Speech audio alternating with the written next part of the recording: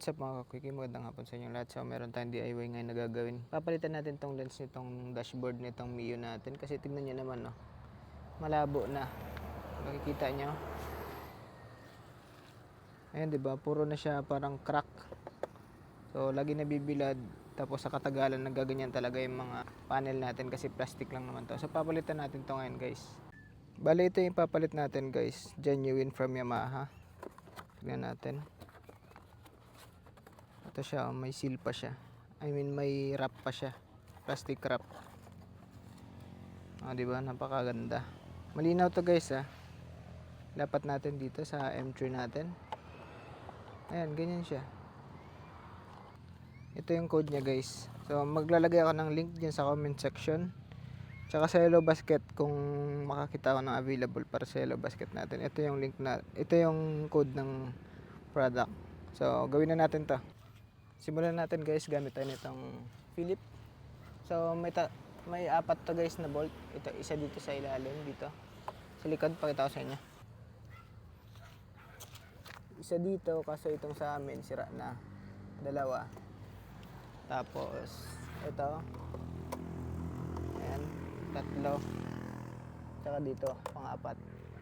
Tapos ito, guys, itong side mirror, tanggalin natin ng 14mm to.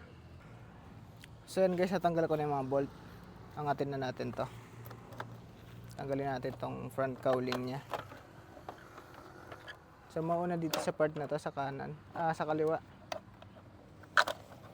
Kasi sasabit ito. Itong brake lever. Ayan, guys. Tanggalan natin tong front cowling. May sticker pa yan, oh.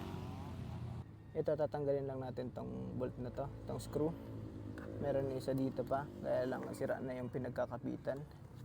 Tapos sa kabila ulit, ayun sa ilalim, nakikita ba? Tatanggalin natin yung mga screw na yan. Tsaka ito, last. Dito sa harap, ha, meron pa dito pala, ito sa ilalim. Tatanggalin natin yan.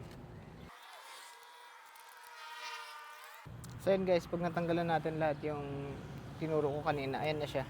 Nahila na natin yung pinaka dashboard. Tatanggalin na lang natin tong speedometer cable. So ito na, guys, natanggalan natin yung speedometer cable. So itong wire naman pala, guys, tatanggalin na lang pala natin to. Itong mga wires nya, hugutin lang natin yung mga socket. Bali tatlo lang naman to dito sa may gauge nya. Ayan. Tapos ito na, guys, itong tatlong screw dito, tanggalin natin.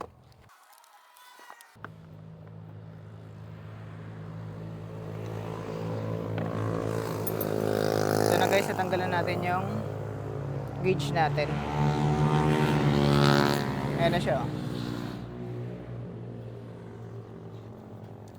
So hindi na natin kinailangan tanggalin itong mga bumbilya. Ito lang tatlong socket na to. Papansin nyo ba, guys, oh, masyado na siyang maraming crack. Kukompare natin siya mamaya pagka naikabit na natin. So ito, guys, tatanggalin na natin itong mismong lens. So meron lang siyang mga ano, guys, meron lang siyang mga kawit dito, pinakalak niya. So ilan to? 4. Aangatin lang natin konti. Ayan, angatin natin konti para hindi na siya sasabit. So naangat ko na tong dalawa dito naman sa kabila. Napakadali lang pala magtanggal nito. Ayan, pagka naangat na natin, pwede nating hilayin pataas.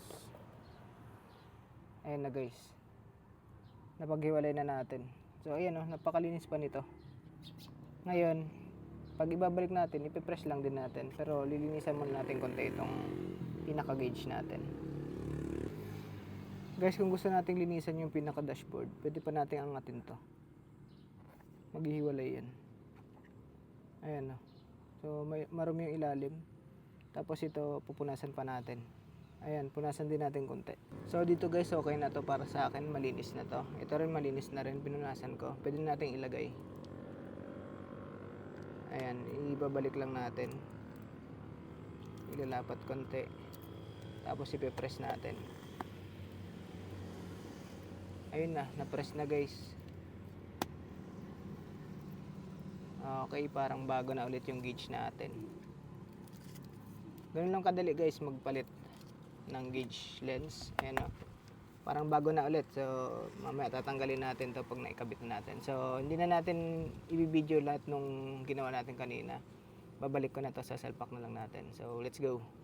So, ito na guys. Natapos na natin ilagay itong cover natin. Itong bagong lens. Ayan o. Bagong bago pa guys. So, tanggalin na natin. Para tayong nag-unwrap ng bagong motor. Napakalinis. Bago na ulit guys. Napakaangas. Ang linaw-linaw na. I-compare natin dun sa kanina. From this na maraming parang crack to this. And guys, napakalinaw. So sa mga gusto mong palit guys, sundan nyo lang yung tutorial natin na ginawa kanina. So yun lang muna sa araw na to. Mag-ingat kayong lahat. Ride safe. Let's go.